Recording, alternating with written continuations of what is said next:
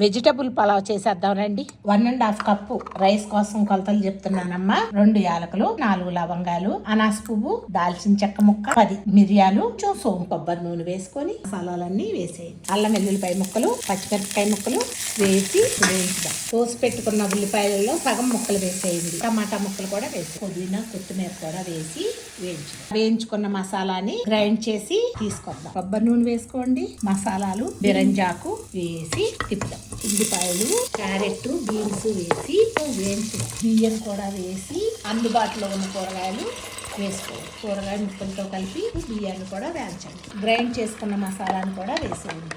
ఉప్పు వేసి ఇంకొకసారి తిప్పేయండి. 1 కప్పు బియ్యానికి 2 కప్పులు నీళ్ళ చొప్పున నీళ్లు పోసేసేయండి. టేస్ట్ చూసుకొని మూత పెట్టి 1 విజిల్ రానివ్వండి. వెజిటబుల్ పలావ్ ఎలా అయిందో చూద్దామా. తిప్పి పళ్ళెంలో వడ్డించుకొని పెరుగు పచ్చడి వేసుకొని తింటే